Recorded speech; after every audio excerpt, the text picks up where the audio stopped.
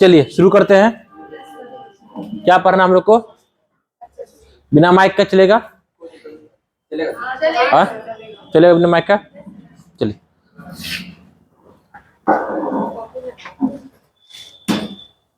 तो हम लोग को आज एसएसटी में जो है 6th क्लास का जो हिस्ट्री है उसको देखना। क्या उसमें 2 चैप्टर हो गया था क्या? अब उसके आगे देखेंगे।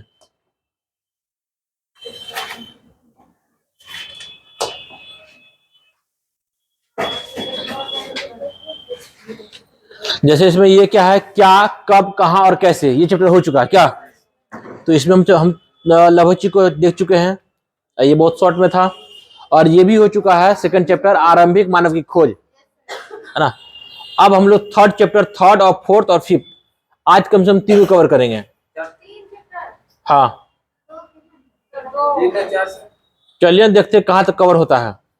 जब आप थक जाएंगे फिर आपको छोड़ देंगे। हाँ ये आपको कौन है, 3rd चैप्टर है क्या? भोजन संग्रह से उत्पादन तक। हाँ ये चैप्टर का नाम क्या है? मतलब ये कहा चैप्टर कि पहले के जो मानव थे, आरंभिक मानव, वो भोजन का पहले संग्रह करते थे, भोजन को जमा करते थे, है ना, कि बरसात में खाना है या ठंडा में जो भी हो। अब वो कहां पहुंचा है, संग्रह से कहां तक पहुंचा, वो उत्पादन तक। अब वो खुद ही खेती करना शुरू हो गया। मतलब ये हुआ कि इस चैप्टर में हम लोग पढ़ेंगे कि लोग कैसे किसान बने हैं, कैसे लोग पशुपालक बने हैं, और किन किन फसलों का उत्पादन किया है वो, इन सब चीजों के बारे में हम यहां पढ़ेंगे। ठीक है, तो आते हैं। सबसे पहले क्या कर आपको कि पहले के लोग, वीडियो कट तो नहीं रहा ना, कुछ कट रहा क्या? सब आ रहा पूरा? पहले के लोग वनस्पतियों और पशुओं का भोजन के रूप में इस्तेमाल करते थे। सही बात है। पहले के लोग भोजन के रूप में क्या, वनस्पति मतलब पेड़ पौधा का जो भी फल फूल है या जानवर को भोजन के रूप में इस्तेमाल करते थे। बाद में लोगों का ध्यान कुछ बातों की ओर गया, जैसे खाने योग्य वनस्पति। मतलब पहले वनस्पति वगैरह घास भूस हो गया या फिर जो भी पौधा वगैरह फल वगैरह हो गया, तो इन पर इनको खाते थे, या जानवर को, जो भी जानवर हो, हराम हलाल सब चलेगा। ठीक है। बाद में क्या हुआ, बाद में लोगों का ध्यान गया कि कौन कौन सा फसल है या फिर वनस्पति है जो क्या है, खाने योग्य है, और कहां मिल सकती है वो। ठीक है। जैसे बीज कैसे अपनी ठंडल से टूटकर गिरती है, गिरे बीज का अंकुरण और उसे पौधों का निकलना आदि। मतलब यह है कि पौधों, वनस्पति, जानवर खाते थे। अब ध्यान कहां गया, कुछ पौधों पर। वो पौधा ऐसा हो जो अपने बीज को, मतलब कि अपने दाना को संभाल रख सके। ऐसा नहीं कि वो मतलब कि अभी उसमें, मतलब कि जब छोटा था तो ठीक था, फसल उसमें कुछ अनाज है तो भी ठीक था, जब पकने पे आया तो वो गिर गया। ऐसा नहीं, बल्कि ऐसा हो कि पकने के बाद भी वो पौधा क्या हो, स्टेबल हो, गिरे नहीं। इन सब बातों पर प्लस ये है कि वो जो बीज है जिस पौधा से आएगा, फिर वो अंकुरित हो, दोबारा उसको हम बो सके। ये सब बात का भी लोग ख्याल रखा। ठीक है। इसी तरह क्या करा आपको कि इसी तरह उन्होंने पौधे की देखभाल शुरू कर दी होगी, चिड़ियों और जानवरों से पौधों की सुरक्षा की होगी। सही बात है। और ये हम लोग भी करते हैं रिसेंट टाइम में। क्या अभी तो खैर मकई बहुत अंदर जाता है, पहले जब गेहूं का टाइम था, गेहूं को जब बोते थे तो चिड़िया और आके उसको खोर के खा न जाए, हकाते थे, है ना, या फिर पुतला बना करके खेत में खड़ा कर दिया करते थे। ठीक है। तो वो सुरक्षा की होगी ताकि वे ठीक से बढ़ सके और उनके बीज पक सके। इस प्रकार धीरे धीरे वे कृषक बन गए होंगे। तो देख रहे कृषक कैसे बने, किसान कैसे बने। किसान वो ऐसे बने कि पहले वो सिलेक्ट किया, चूज किया कि कौन ऐसा पौधा है जो बड़ा भी होगा, उसमें दाना भी आएगा, दाना आने के बाद वो पौधा गिरे नहीं, अपने बीज को संभाल रखे, फिर उसका बीज को अंकुरित करके सेकेंड टाइम फिर कैसे वो पौधा में कन्वर्ट होगा।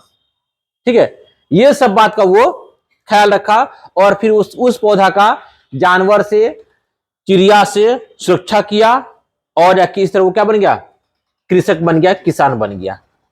ठीक है। अब हम लोग पढ़ेंगे कि लोग पशुपालक कैसे बना। ठीक है।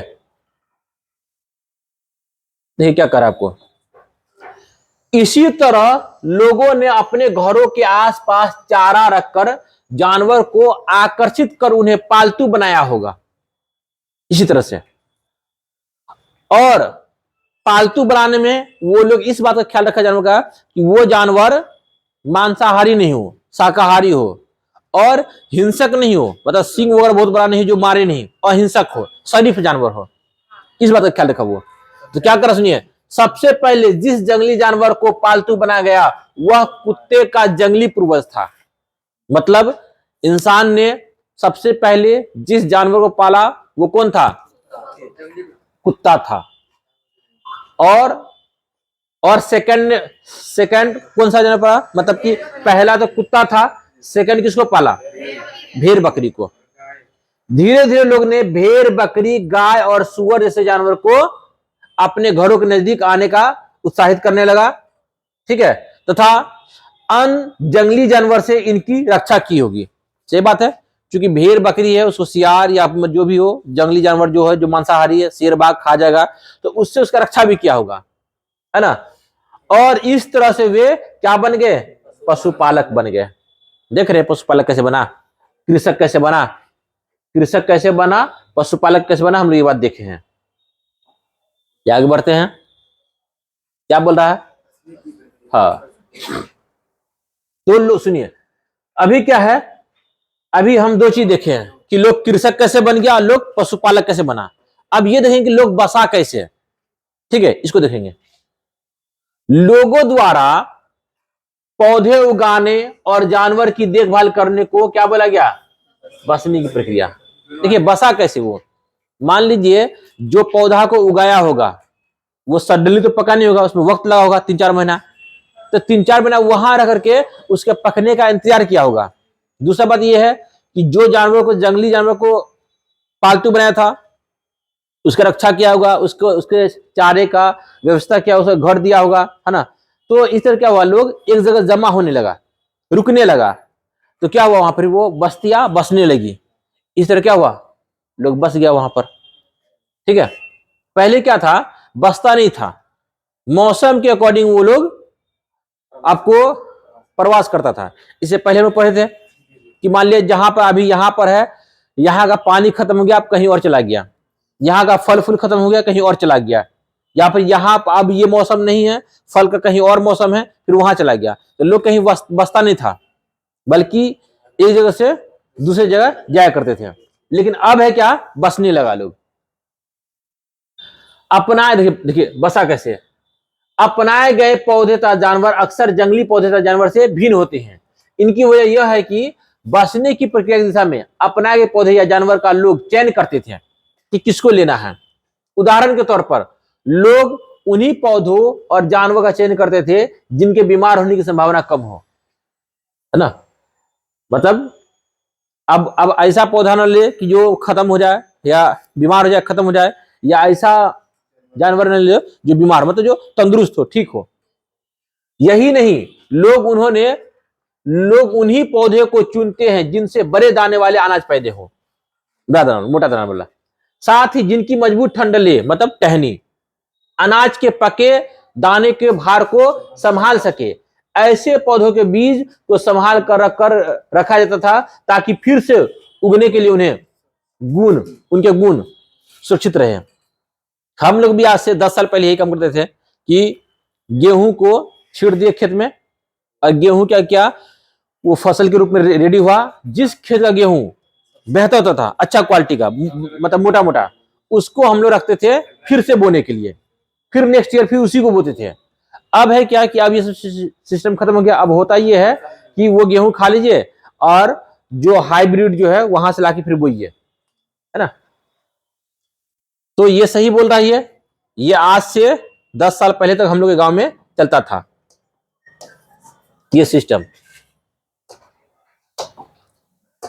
फिर क्या बोल रहा है, उन्हीं जानवरों को आगे प्रजनन के लिए चुना जाता था जो आमतौर पर अहिंसक थे, मतलब जो मारते नहीं थे, जो इंसानों को मारते नहीं थे।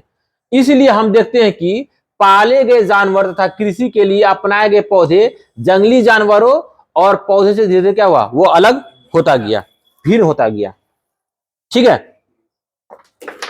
अब आगे बढ़ते हैं। क्या बोल रहा है कि मिसाल के तौर पर एग्जाम्पल बोल रहा है आपको, फॉर एग्जाम्पल मिसाल के तौर पर जंगली जानवरों की तुलना में पालतू जानवरों के दांत और सींग छोटे होते हैं। शेर का दांत बड़ा होता है मांस खाने के लिए, है ना, और जो गेंडा होता है मोटा सींग होता है ना। तो हम लोग उन्हीं जानवरों को या उन्हीं मतलब कि पौधों को पाले जो जंगली से अलग था, वो अलग में जानवर में ख्याल इस बात का रखे कि उसको उसका दांत छोटा हो, सींग छोटा हो और हिंसक नहीं हो। पौधे में इस बात का ख्याल रखे कि वो पौधे पकने के बाद में अपनी बीजों को संभाल कर रखे और उस बीज में फिर गुण रहे ताकि दोबारा उसको बोल फिर हम वो पौधा को उगा सके। इस बात का ख्याल रखा गया। बसने की प्रक्रिया पूरी दुनिया में धीरे धीरे चलती रही। देखिए आप पूरे दुनिया में एक साथ नहीं चला। जैसे क्या है, अभी हम एक एग्जाम्पल बताते हैं। जैसे अब आते हैं अमेरिका में। अमेरिका इंडिया से 25 साल 30 साल आगे है। मतलब कि जो आप जिंदगी जीवन आप 25-30 साल बाद जिएगा, जो लग्जरियस लाइफ, वो अमेरिका का लोग अभी जी रहा है। और जो जिंदगी हम लोग जी रहे हैं वो आपको सोमालिया कंट्री है, वो 50 साल के बाद जिएगा। वहां का बच्चा आज भी जो है मिट्टी मिट्टी खेलता है, वहां जो है साइकिल आज भी बहुत बड़ी बात है लोग पास। 4 व्हीलर तो जो बहुत अमीर है, काफी अमीर तरीन लोग हैं, तो वो उनके पास में होगा। बाइक का कंडीशन वही है। टीवी भी घरे घरे नहीं होगा, मोबाइल भी नहीं होगा। तो ये सब काम सोमालिया में जो है 50 साल बाद आएगा। तो देख रहे कितना अंतर है देश में। हर देश का प्रोग्रेस का रिपोर्ट जो है वो आंकड़ा अलग है। तो हम लोग अमेरिका से 25-30 साल पीछे है, हम लोग से 25-30 साल सोमालिया कंट्री पीछे है, ठीक है, और भी उससे कोई मतलब पीछे होगा। तो वही कह रहा है कि पूरी दुनिया में जो बसनी प्रक्रिया जो वो धीरे धीरे चलती रही। यह करीब 12,000 साल पहले शुरू हुई थी। वास्तव में आज हम जो भोजन करते हैं वे इसी बसनी प्रक्रिया की वजह से हुआ है। कृषि के लिए अपनाई गई सबसे प्राचीन फसल कौन है? गेहूं और जौ। तो जिस टाइम कृषि का खोज हुआ, जब लोग कृषक बना, उस टाइम में कृषि में सिर्फ 2 ही फसल को अपनाया गया था, वो गेहूं और जौ। तो पूरी जगह आपको कि कृषि में अपनाए गए फसलों में सबसे प्राचीन फसल कौन है? गेहूं और जौ। उसी तरह से जानवर में अपनाया गया जानवर जो है पालतू जानवर सबसे पहला कौन है? कुत्ता। अब बाद में भेड़, हाँ भेड़ बकरी, है ना। पहले कुत्ता है, फिर भेड़ और बकरी है। फसल में पहले गेहूं है, फिर जौ है, गेहूं जौ। चलिए अब है क्या, ये अनाज और हड्डियां हैं और कहां पे ये मिला है, ये है। आपको सीटेट में अक्सर सवाल आता है, ऐसा ही रहेगा, मैचिंग करने के लिए आता है कौन कहां है। तो इसको आपको याद करना पड़ेगा, ध्यान देना पड़ेगा। देखिए गेहूं, जौ, भेड़, बकरी, मवेशी के जो है आपको क्या बोलते हैं अवशेष कहां मिले हैं? मेहरगढ़ में, ठीक है।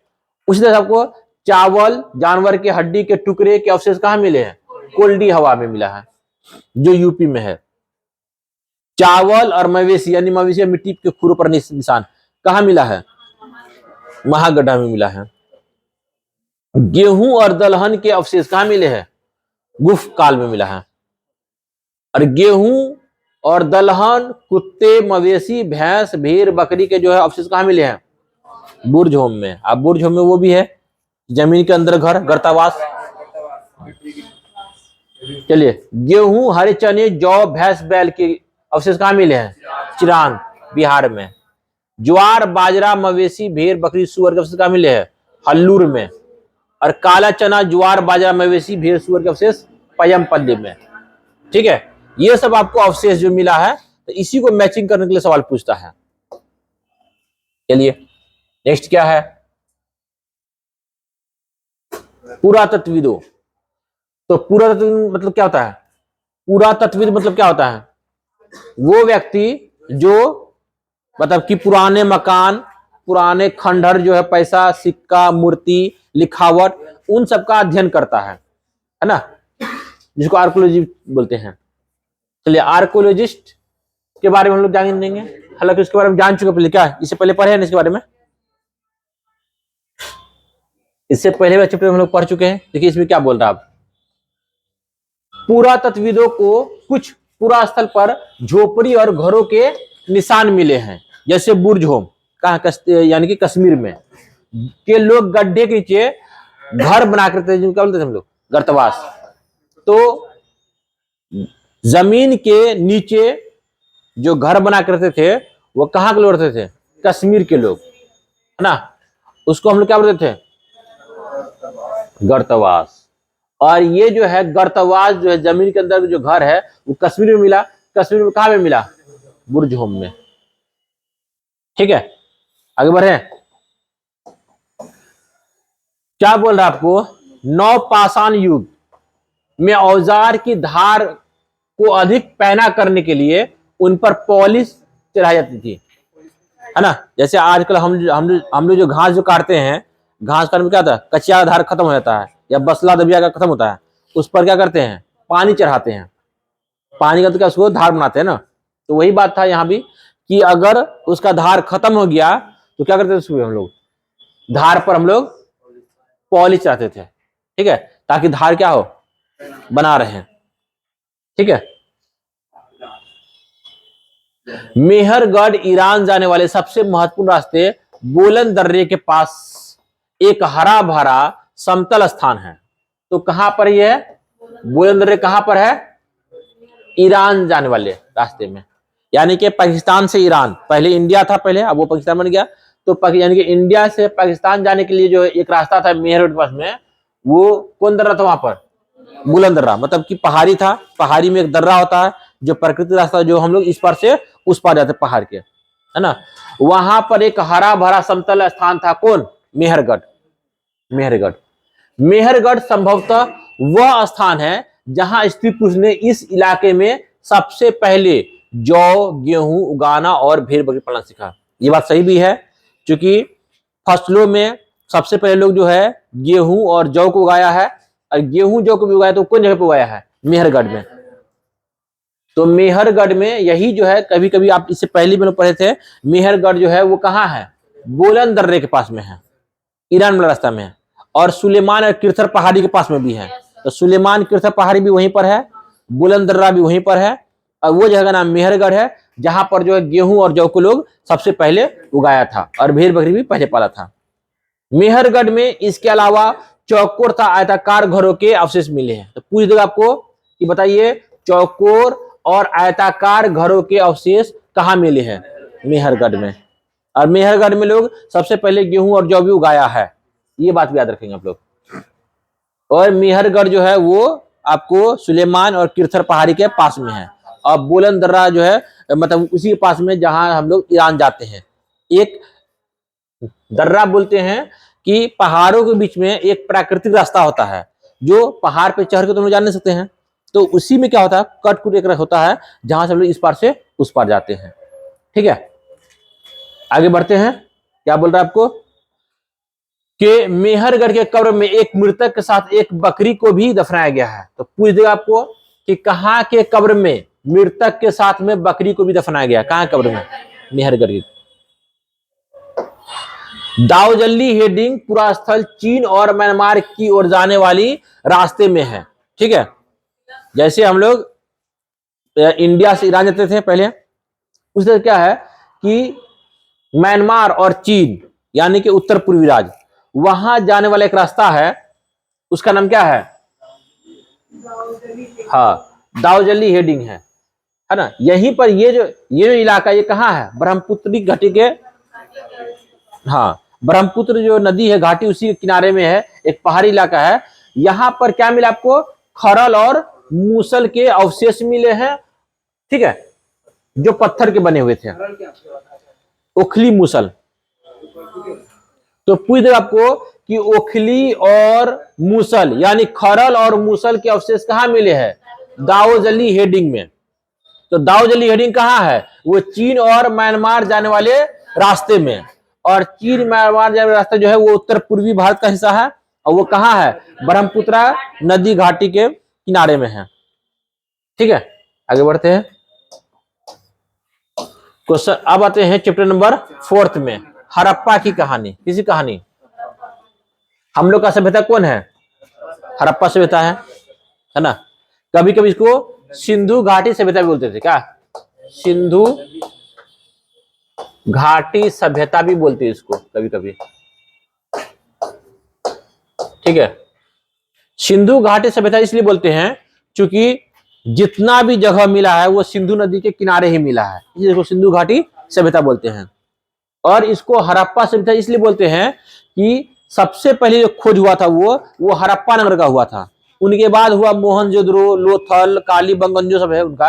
तो जिस शहर का सबसे पहले खोज हुआ था उन्हीं के नाम पर उस सभ्यता का नाम हड़प्पा सभ्यता बोले। तो इसका नाम हड़प्पा सभ्यता भी है और इसका नाम क्या है? सिंधु घाटी सभ्यता भी है। दोनों का वजह मालूम हो गया। सिंधु घाटी सभ्यता इसलिए बोलते हैं क्योंकि टोटल नगर जो है वो सिंधु घाटी के किनारे ही मिला है। और हड़प्पा इसलिए बोलते हैं क्योंकि जितना भी नगर है टोटल नगरों में सबसे पहले हड़प्पा का ही खोज हुआ था। कोई दिक्कत यहां तक? चलिए आगे बढ़ते हैं।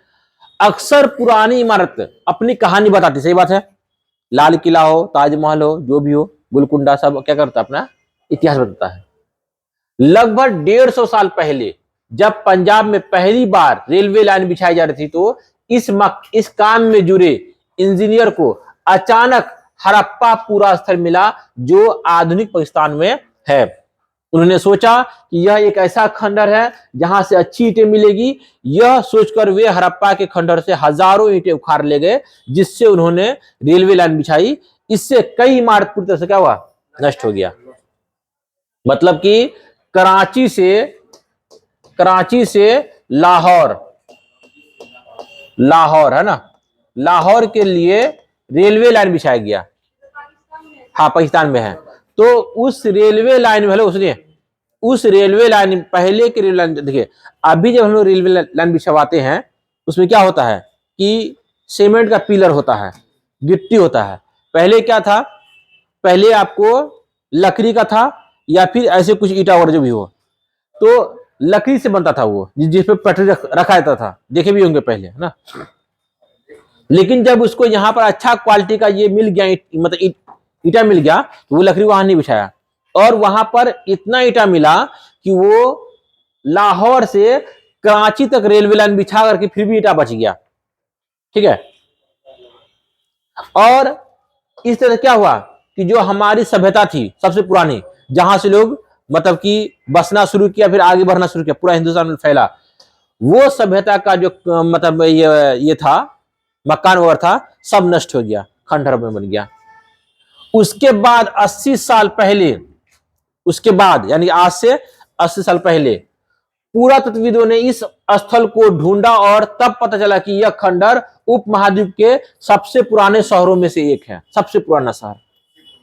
चूंकि इस नगर की खोज सबसे पहले हुई थी, इसलिए बाद में मिलने वाले इस तरह के सभी पुरा स्थलों में जो इमारतें और चीजें मिली है उन्हें हड़प्पा सभ्यता की इमारतें कहा गया है। देख लिए, कोई नहीं बोल रहा है आपको। और शहरों का निर्माण लगभग आज से 4700 साल पहले हुआ था, लगभग 5000, करीब 5000 भी आता है। तो हड़प्पा सभ्यता कितना साल पुराना है? 4700 साल। तो हड़प्पा सभ्यता जो है वो 4700 साल पुराना है।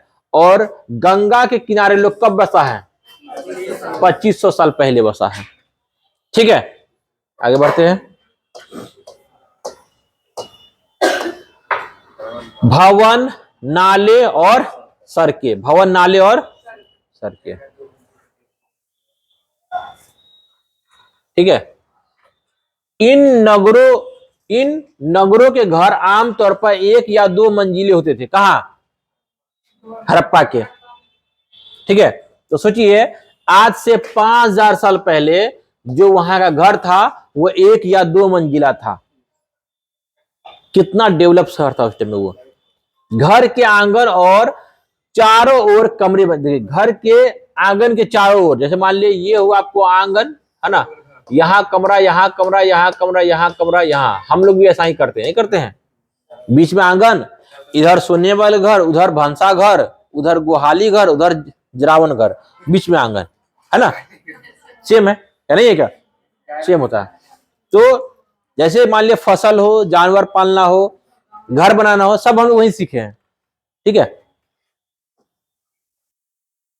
तो यहाँ के घर आमतौर पर 1 या 2 मंजिला हुआ करते थे। घर के आंगन चारों ओर कमरे बनाए देते थे। अधिकांश घरों में एक अलग स्नाना घर होता था, नहाने वाला घर, और घर में कुएं भी होते थे कुछ घर में, देखिए। लेकिन हम लोग क्या किए, आंगन के चारों ओर घर बनाना सीख गए, कोई दिक्कत नहीं था, लेकिन बाथरूम टॉयलेट बनाना भूल गए, वो चीज नहीं लिए वहां से, ठीक है।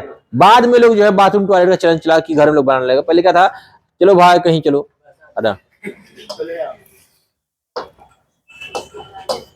और अभी भी जो बहुत ओल्ड सोच के आदमी है, पुराने ख्याल के आदमी है, वो क्या बोले, नहीं बाथरूम को ना घर से दूर बनाओ, को ना बनाओ, बांस के पास में। भाई जब बांस के पास बनाएगा बांस में चले जाएगा लोग, कहे बहुत खर्चा करेगा, और उसमें क्या है, और दिक्कत उसी को होगा, क्योंकि जब उनका एक उम्र हो जाएगा तो वहां जाएगा, वो जा पाएगा? अगर मान लीजिए उनका पेट खराब हुआ, वहां जा पाएगा? तो क्या होगा रास्ते में? तो आप समझ सकते हैं। चलिए, कई नगरों के ढके हुए नाले थे। देखिए कितना बेहतर शहर था आज से 5000 साल पहले, कि बहुत सारे नाला ऐसे थे जो क्या थे, ढके हुए थे, और हम लोग के इलाके में नाला खुला हुआ मिलेगा। तो वही लोग डेवलप था। इन्हें सावधानी से सीधी लाइन में बनाया जाता था, और हर नाले में हल्की सी ढाल होती थी, है ना, मतलब नाला ऐसे, ताकि पानी, और हम लोग यहाँ नाला ऐसे, यहां से पानी यहां से बीच में गड्ढा, और वो सड़क पर निकल रहा है, ठीक है।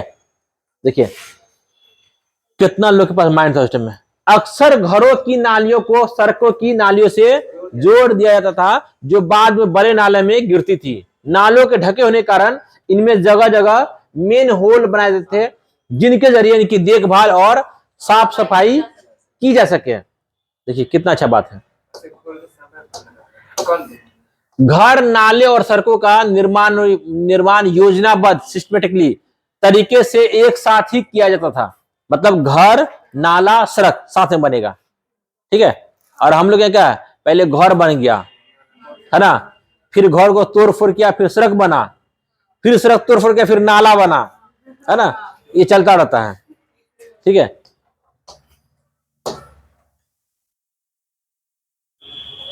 हड़प्पा के नगरों को 2 हिस्सों में बांटा गया था। कितना हिस्सा में?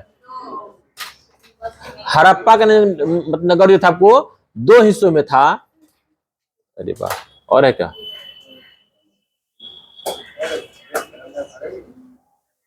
हड़प्पा का नगर को 2 नगरों में, शहर को 2 नगरों में बांटा गया था। पश्चिम भाग जो छोटा लेकिन ऊंचाई पर था, जिसे हम लोग क्या बोलते थे, नगर दुर्ग, नगर दुर्ग, नगर दुर्ग, है ना। तो हड़प्पा के नगरों को 2 भाग बांटे थे। एक भाग पश्चिमी भाग जो छोटा था लेकिन ऊंचाई पर था, उसको हम क्या बोलते थे, नगर दुर्ग। एक भाग जो पूर्वी हिस्सा में था, लेकिन यह निचले इलाके में था और काफी बड़ा था, जिसको हम लोग क्या बोलते थे, निचला नगर। तो पूर्वी हिस्सा को निचला नगर, पश्चिमी हिस्सा को नगर दुर्ग, ठीक है। और वो ऊंचाई पर था, ये नीचाई पे था, वो छोटा था, ये बड़ा था। मोहनजोदड़ो में खास तालाब बनाया गया था, जिसमें महान स्नानागार कहा गया। तो मोहनजोदड़ो में एक बहुत बड़ा तालाब बनाया गया, जिसको हम क्या बोलते थे, महान स्नानागार कहते थे उस टाइम में। पानी के रिसाव को रोकने के लिए प्लास्टर के ऊपर चारकोल की परत चढ़ाई जाती थी। मतलब कि स्नानागार बना दिया, कुआं बना दिया, अब उसमें पानी टिके, वो पानी रिस्क के जमीन के अंदर न जाए, इसलिए उस पर प्लास्टर के ऊपर में चारकोल की परत चढ़ाते थे, ताकि पानी रिस्क के जमीन के अंदर में जाए नहीं, वो पानी जितना रहे उतना रहे, ठीक है। चारकोल होता है लकड़ी और अलकतरा से बनाया जाता है सब, ठीक है। चारकोल अलकतरा समझते ना, उसी टाइप का होता है चारकोल, ठीक है। हड़प्पा के लोग पत्थर की मुहर बनाते थे। इन आयताकार मुहर पर समानता जानवर के चित्र मिलते थे। एक मूवी देखेंगे आप लोग, मोहनजोदारो, है ना, उसी में दिया हुआ है। तो हड़प्पा के लोग जो मुहर बनाते थे, वो मुहर कैसे थे, आयताकार थे, और मुहर पे किसके चित्र थे, जानवर के, और जानवर में भी एक सींग वाला जानवर था। उस टाइम में कोई जानवर था जो अभी नहीं है। हड़प्पा सभ्यता के लोग काले रंग के डिजाइन किए हुए खूबसूरत लाल मिट्टी के बर्तन बनाते थे। मतलब बर्तन लाल, क्योंकि पकाने पर लाल होता था, उस पे काला रंग का पट्टी होता था बर्तन पे, है ना, जो मटका हुआ नहीं होता उस टाइप का।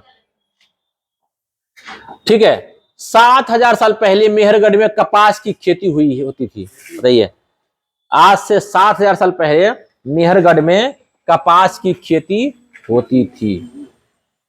समझे? इसका मतलब यह है, हाँ बिल्कुल उस टाइम में। अब ऐसा बात नहीं कि हाँ भाई गेहूं जो है इससे बाद हुआ, गेहूं इससे पहले हुआ था। वो कब हुआ था? बहुत पहले, हजारों हजार साल पहले हुआ था गेहूं। लेकिन 7000 साल पहले वहां पर कपास की खेती भी होती थी। हड़प्पा के लोग गेहूं, जौ, दाल, चने, मटर, धान, तिल और सरसों उगाते थे। देखिए, हल का प्रयोग हड़प्पा सभ्यता के लोग करते थे। जब पूछ देगा कि हल का प्रयोग सबसे पहले कौन किया था? हड़प्पा। और आयताकार मोहर मोहनजोदारो, ये सब इलाका था, ये सब नगर था, ये सब शहर था अलग अलग। कच्छ के इलाके में खादरी बेट के किनारे धौलावीरा नगर बसा हुआ था। तो धौलावीरा नगर कहां था? कच्छ के इलाके में, जो कहां था? खादरी बेट, मतलब एक जगह, ये नदी था, उसी किनारे में था ये। गुजरात के खंभात की खाड़ी में मिलने वाला साबरमती की एक उपनदी के किनारे बसा लोथल नगर था। तो लोथल नगर कहां था? गुजरात के खंभात में। और धौलावीरा कच्छ के इलाके में, खादरी बेट के किनारे। फेयंस, ये क्या था? ये पत्थर, गिट्टी, टुकड़े, उनको मतलब बुकनी करके उसमें गोंद मिला करके एक कुछ बनाते थे। वो दिया देखिए क्या कर रहा है, पत्थर और शंख प्राकृतिक तौर पर पाए जाते थे। पत्थर, शंख वगैरह जो भी है, क्योंकि नदी में मिलता अक्सर। लेकिन फ्योन्स को कृत्रिम रूप से बनाया जाता है। छोटा पत्थर हो, शंख हो, जैसे सितुआ नहीं मिलता है कभी भी, देखते सितुआ मिलता, हाँ ढोका, क्या बोलते ढोका, हाँ जिससे आम छिलते पतासे बनाते हैं। हाँ, तो वो जब वो मिलता था तो सोचिए ये सब नदी मिलता है, जो नदी सिर्फ बरसात में बहता है। तो जो अच्छी नदी होती है, बड़ी बड़ी नदी होती है, और जो मतलब कि जहां का पानी बहता है, वहां आपको अच्छे क्वालिटी का पत्थर, शंख मिलता है, जिसे लोग आभूषण के रूप में इस्तेमाल करते थे। लेकिन बोल रहा फ्योन्स जो है वो कृत्रिम रूप से लोग हाथों से तैयार करते थे। और फ्योन्स में क्या था? बालू या स्टैपिक पत्थर के चूर्ण, है ना, उसका चूर्ण गोंद में मिलाकर उनसे वस्तु बनाई जाती थी। उसके बाद उन वस्तु पर एक चिकनी परत चढ़ाई जाती थी। इस चिकनी परत के रंग प्रायः नीले या हल्के समुद्री रंग के होते थे। फ्योन से क्या बनते थे भाई? फ्योन से मन के, चूरी, बाले, छोटे बर्तन, छोटे मोटे कप प्लेट सब नहीं होता, वो सब कप प्लेट से बनते थे। और चूरी, बाले और मन के समझते हैं? फ्योन से क्या होगा कि उसके बीच में होल होगा, उसमें धागा फंसा करके गलाएं पहनिए, है ना, या धागा फंसा के कुछ कीजिए, मतलब उससे तरह तरह की चीजें बना सकते हैं। ठीक है, चलिए आगे बढ़ते हैं। सुनिए, ये सब सवाल आया हुआ है सीटेट में। क्या कर रहा है कि हड़प्पा के लोग तांबे का आयात संभवतः आज के राजस्थान से करते थे। किसका आयात? तांबे का। यहां तक कि पश्चिमी एशिया के देश ओमान से भी तांबे का आयात क्या करते थे। देखिए, हड़प्पा के लोग इतना डेवलप थे, वो लोग इतना डेवलप थे कि तांबे का जो है खरीद जो है वो राजस्थान से या ओमान से करते थे। कांसा बनाने के लिए तांबे के साथ मिलाई जाने वाली जो धातु जो तीन थी ना, ये है ना, पिताजी,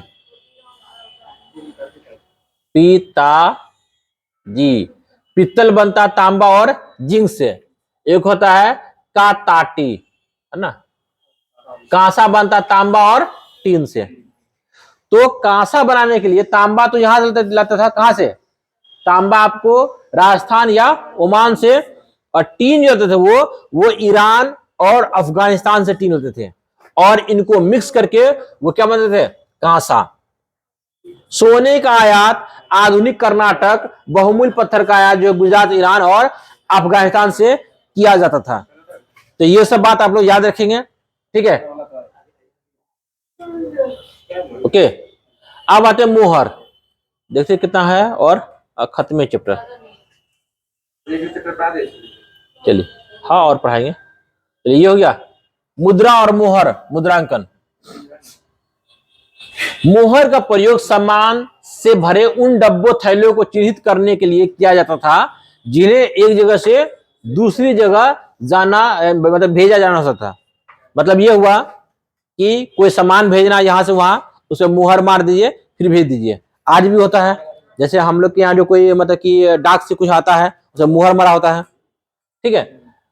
तो थैले के बंद करने के बाद उनके मुहाने पर गीली मिट्टी पोतकर उन पर मोहर लगाई जाती थी। मोहर की छाप को मोहरबंदी करते थे। मैं तो मान लिया आप सामान यहां से अपने रिश्तेदार को कहीं भेज रहे हैं, अब वो सामान बिल्कुल वैसा ही गया है, उसका प्रूफ कौन था? मोहर। अगर सील टूटा हुआ है इसका क्या सामान से छेड़छाड़ हुआ है। वही बात यहां भी होता है आजकल भी, कि अगर मान लिया कोई पार्सल किया, कुछ किया है, सील बिल्कुल पैक होना चाहिए।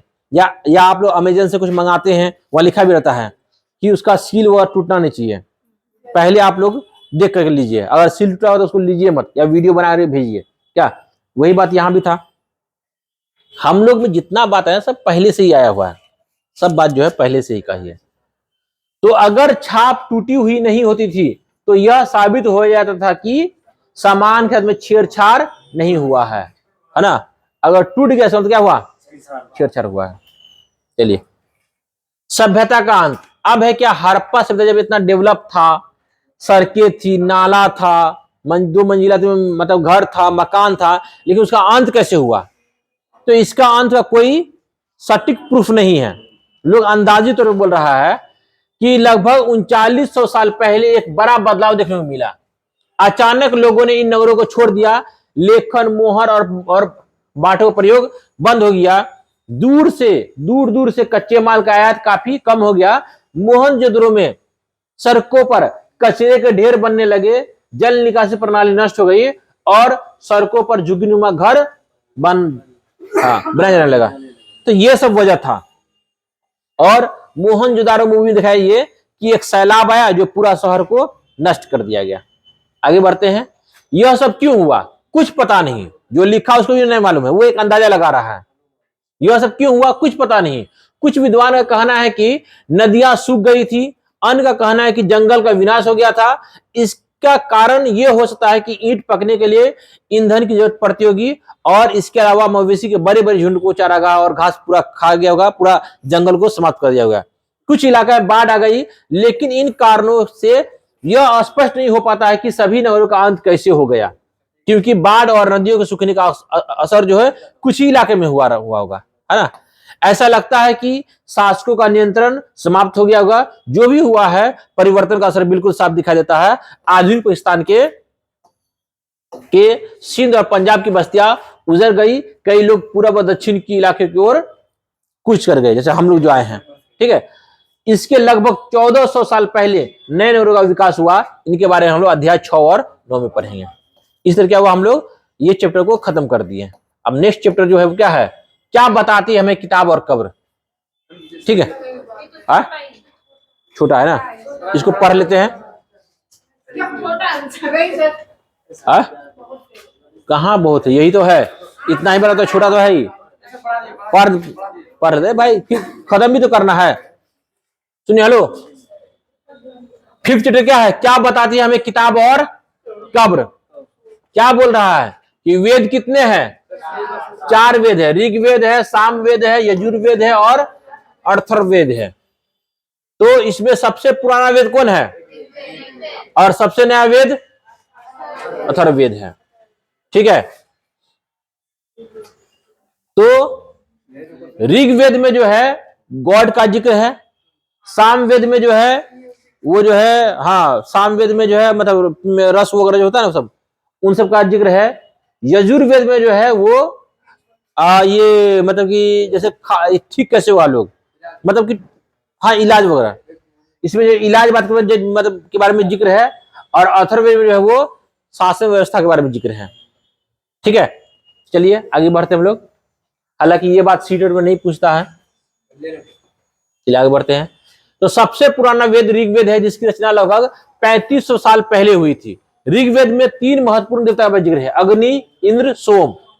अग्नि आग का देवता, इंद्र युद्ध का देवता, और सोम जो था एक मदिरा था, शराब, जो भगवान लोग पिया करते थे, आम आदमी नहीं। हाँ, ऋग्वेद की भाषा प्राक संस्कृत, मतलब कि संस्कृत से पहले की भाषा वो थी, और वैदिक संस्कृत कहलाती थी। ठीक है, ये जो भाषा का जिक्र है कि भाषा कैसे कैसे बना है, किससे बना है, चलिए ये कोई खास नहीं है। ब्रह्मगिरी के एक कब्र में 33 सोने के मनके और शंख पाए गए हैं। दूसरे कब्र में कुछ मिट्टी के बर्तन और जाके कुछ मिट्टी बर्तन पाए गए। हाँ, इससे क्या मालूम होता है? जिसके कब्र में सोने के मनके शंख थे वो अमीर थे, जिसके कब्र में आपको मिट्टी के बर्तन थे वो गरीब थे। ठीक है, तो लोग नहीं बोलता है कि मरेगा तो मरने के बाद क्या लेके जाएगा। भाई पहले के लोग लेके जाया करते थे, है ना। तो लेके जाए मतलब वो खाली कब्र में था, लेके साथ में तो जाएगा नहीं, क्या वो खाली कब्र में ही रह जाएगा, लेके कुछ नहीं जाएगा। ठीक है, लेके क्या जाएगा, अमाल लेके जाएगा ना। इनाम गांव के कब्र में वयस्क लोगों की प्रायः गड्ढे में सीधा लिटा करके दफनाया जाता था। देखिए, इनाम गांव में जो कब्र में दफनाते थे किसको, वयस्क को, वो कैसे सीधा लिटा करके दफनाते थे। उनका सिर उत्तर की ओर होता था। कभी कभी उनके घर की ओर के अंदर में ही उनको, मतलब कि देखिए, इनाम गांव में जो वयस्क था उनको सीधा गड्ढे में, और सर कहां, उत्तर की ओर। कभी कभी उनको घर के अंदर में ही दफना देते थे, और साथ में खाना खाने वाला बर्तन भी दफना देते थे कि बेचारा ऊपर जाता अपना खाना पीना बनाएगा, हरकुलिया, है ना। हरकुलिया का टाइम आ गया ना, तो वही हरकुलिया वाला बात हो गया यहाँ पर। ठीक है, और हम लोग भी सेम करते हैं, क्या, सीधा और सर उत्तर की ओर, अब मुंह को अलग पश्चिम में घुमा देते थे, है ना, कबला की ओर। चलिए आगे बढ़ते हैं। पुरुष और स्त्री के कंकाल में अंतर है, सही बात है। देखिए, मरने के बाद क्या है, आपको कंकाल में अंतर कर पाना मुश्किल होता है, लेकिन अंतर कैसे कर पाएंगे आप, कुल्हा की हड्डी से। महिला की जो कुल्हा की हड्डी है वो पुरुष से क्या होता है, ज्यादा बड़ा होता है, चौड़ा होता है। ठीक है, कुल्हा की हड्डी जो है। आज से 200 साल पहले चरक ने मनुष्य के शरीर में 360 हड्डियां, मतलब बताइए अभी कितना है, 206 है ना। बच्चों में 208, मतलब वयस्क में 206 है। ठीक है, चलिए आगे बढ़ते हैं। तो हम लोग ये चैप्टर खत्म कर दिया। अब हम लोग कल क्या पढ़ेंगे, कल पढ़ेंगे आपको राजा, राज और एक प्राचीन गणराज, ये पढ़ेंगे। ठीक है, ओके, जाइए आप लोग।